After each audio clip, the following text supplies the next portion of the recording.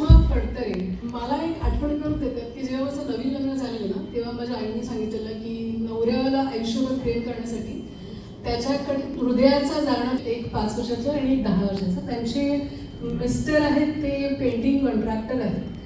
मॅमने लहानपणापासूनच त्या अगदीच आपण लुटुपुटू संसार करतो छोटा मोठा आणि छान छान जेवण बनवायची ॲक्टिंग करतो, पण ती ॲक्टिंग तिथपर्यंत न समज राहता मॅमने त्यांच्या अगदीच घरातल्याच पार्टनरवर विश्वास ठेवून त्यांच्या जाऊबाई आहेत त्या जाऊबाई जोरात बिझनेस सुरू केला आहे आणि त्या बिझनेसचं नाव आहे घरचा स्वाद.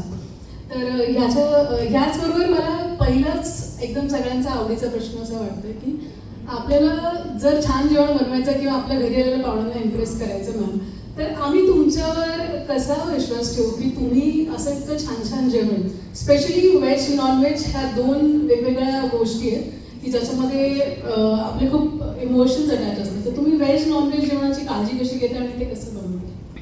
व्हेज नॉनव्हेज बनवायला घेतलं तर अगोदर व्हेज बनवते मी, कारण कधी कोणाची पूजेची ऑर्डर असते, कधी प्युअर व्हेजिटेरियन असतात. त्याच्यामुळे मी अगोदर व्हेज बनवून घेते, नंतर किचन स्टाफला क्लीन करायला सांगून नंतर नॉनव्हेज बनवते. अच्छा, तुमच्या मदतीला किती लोक आहेत? आणि ते माझ्या मदतीला 3 आहेत, 3 लेडीज आहेत आणि मी आणि माझी जाऊ, मी असं 5 जणी आहे. सो तुम्ही सगळ्यांनी आमच्या दिवाळीची काळजी घेतलीच आहे, तर तुम्ही दिवाळीच्या फराळाची सुरुवात कधीपासून करणार आणि आम्हाला कधी ऑर्डर द्यावी अशी तुमची इच्छा आहे? दिवाळी 1 महिन्यावरती आली की मी अगोदर बुक करायला हे करते, चालू करते. नंतर दिवाळी 15 दिवस मी ठेवते, नंतर माझ्या लिमिटेडच ऑर्डर असतात. नंतर 8 दिवस दिवाळीला राहिले की मग मी बनवायला घेते फराळ. तुमचा हा आस्वाद कधीपासून सुरू झाला आणि कसं काय याची वाटचाल झाली? 2021 पासून मी घरचा स्वाद चालू केला. मला मुलांना आणि घर सांभाळून मला काहीतरी करायचं होतं, म्हणून मी घरचा स्वाद मी आणि माझ्या जावेने चालू केला. स्टार्टिंग माझ्या बिल्डिंगपासून केली मी. बिल्डिंगमध्ये ग्रुप माझ्या फ्रेंड्सना मेसेज पाठवला. नंतर मला स्टार्टिंगला 2 दिवस एक मेसेज टाकला, 2 दिवस उलटून गेले, तोपर्यंत मला 84 पुरणपोळीची ऑर्डर आली. मग माझा बिझनेस खरं माझ्या बिल्डिंगपासून स्टार्ट झाला. अमेझिंग. टाळांच्या गजरात मला एक तुम्हाला सगळ्यांना प्रश्न विचारायला आवडतो. जेव्हा तुम्ही तुमच्या अॅनिव्हर्सरी वाढदिवसाला हॉटेलमध्ये जाता, कोणाला असं वाटतं की खमंग पुरणपोळी आणि एक असा मस्तसा मोदक आपल्याला खायला मिळायला पाहिजे? हातवरती करा लवकर. आता ह्या सगळ्यांनी मॅमला एक हॉटेलचा छान कनेक्ट करायचा आहे आणि त्याच हॉटेलमध्ये मॅमचा मोदक आणि पुरणपोळी असं काही झालं तर आवडेल का तुम्हाला? हो, आवडेल ना, कारण महाराष्ट्रीयन हे सर्व फूड्स आहेत, हे हॉटेलमध्ये मिळत नाहीये. आणि हॉटेलमध्ये कसं की हे पुरणपोळी मोदक हे भेटत नाहीये, तर मी हॉटेलला प्रोव्हाइड करू शकते. अरे वा, किती छान. म्हणजे आता 3 स्टार 4 स्टार ॲटलीस्ट नवी मुंबईमध्ये मॅडमचा मोदक आणि खमंग पुरणपोळी आपल्याला नक्कीच मिळणार.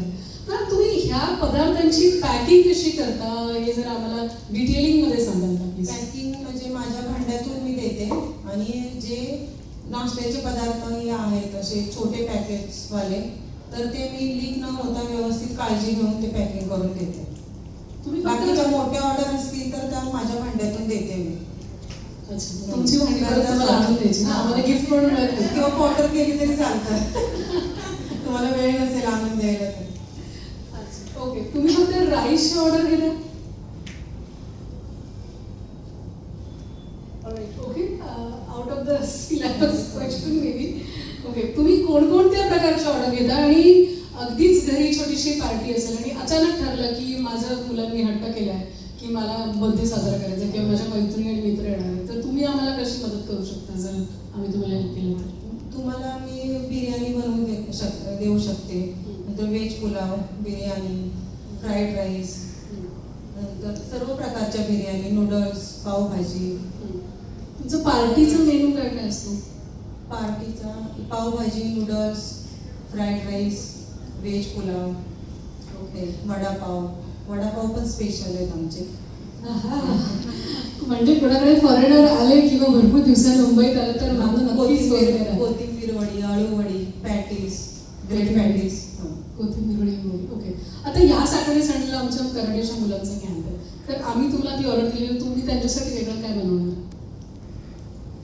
जे मुलांना आवडतं ते. छोटे छोटे पिझ्झा तुम्ही बनवू शकता का? पिझ्झा मी अजून नाही बनवला. पिझ्झा नाही मी ट्राय केला. हे बाकीचे आहेत ना सर्व स्लाइडवरती, ते मी स्वतः बनवले. ओके, म्हणजे गरम गरम वडापाव तो पण नारळाच्या स्टाईल बनवू शकतो आणि ते नूडल्स जे पण noodles. मुलांना आवडतात. ओके, आणि आता छान गरमी आहे, तर तुम्ही थंड पेयामध्ये काय बनवता? थंडमध्ये आम्ही आमरस बनवून देऊ शकतो. आहा, आमरस बोलल्यावर अगदी तोंडाला पाणी सुटलंय. आमरस आणि त्याच्याबरोबर पुरी का? आमरस हां, आमरस पुरी. ओके, हिवाळा स्पेशल. आमच्याकडे किती मिनिटं आहे त्याचं?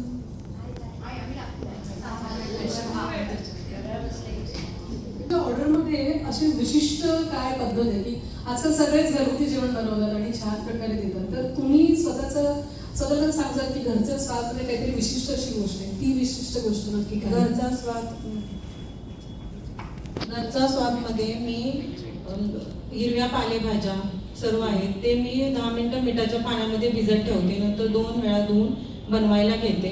नंतर बरेच माझ्या शेतातले सर्व धान्य, कडधान्य, नंतर डाळी सर्व माझ्या शेतातून येतात. कांदे, बटाटे हे सर्व माझ्या शेतातून येतात गावावरून, तेच मी वापरते. नंतर हा माझा किचन आहे. प्रत्येक गृहिणीचं हृदय जर कुठे लपलं असेल तर ते किचन आहे. आणि असं स्वच्छ लकाकीत किचन, जसं की अर्बन क्लॅब रोजच त्यांच्या घरी येतो तसं यांचं किचन आहे. तुम्हाला किचनवरून अंदाज आलाच असेल की मॅडमचं हृदय किती गुंतलं आहे त्या जेवणामध्ये, आणि त्या कसं काही छोट्या छोट्या गोष्टींची काळजी घेऊन आपल्यापर्यंत स्वच्छ जेवण आणि ते पण चविष्ट जेवण आपल्यापर्यंत कसं पोहोचवतात. तर तुम्हाला किचनबद्दल काही स्पेशल सांगायला मत होत आहे का? किचनमध्ये 15 लोकांच्या ज्या ऑर्डर, 20 लोकांपर्यंत ऑर्डर असतील तर मी ह्या किचनमध्ये बनवते.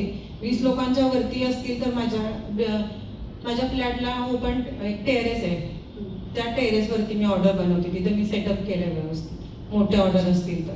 आणि 20-25 लोकांच्या ऑर्डर माझ्या किचनमध्ये मी बनवते. तुमच्या घरच्यांची तुम्हाला कशी काही साथ मिळते आणि तुमच्या घरापासून तुम्हाला काय काय पाठिंबा आहे? आणि प्रत्येक वेळेस तुम्हाला अगदीच अचानक ऑर्डर केल्यानंतर लास्ट मिनिटला कोण तुम्हाला सगळ्यात जास्त मदत करतं आणि तुमच्या ह्या म्हणजे सक्सेस स्टोरीचं श्रेय त्यांना देऊ शकता? माझ्या हेल्प साठी आहेत ना त्या 2-3 लेडीज, त्या करतात. आणि माझी जाऊ आणि मी, आम्ही सगळे एकसाथ मिळून करतो. ओके, जाऊ बाई जोरात ना अगदी एकदम छान प्रकारे चाललेला आहे, त्याच्यामुळे खूप ऐकून मस्त वाटतं. आपण प्रत्येक वेळेला दुकानात जातो, भाज्या घेतो आणि बऱ्याच वेळेला वेळ नसल्यामुळे 2-3 दिवस त्या भाज्या अशाच पडून जातात. आणि मॅम लिटरली त्यांच्या फार्म हाऊसमधून एकदम फ्रेश भाज्या प्लग करून, शिवाय त्यांच्याकडे बरेचसे जे अन्न आहे जे आपण रोज रेग्युलरली खातो ते त्यांच्याकडे पिकतं. तर मला असं वाटतं की आपण आता बिझनेसमध्ये उतरलोय तर स्वयंपाकाची जबाबदारी आपण सगळ्यांनी मॅमला द्यायला पाहिजे.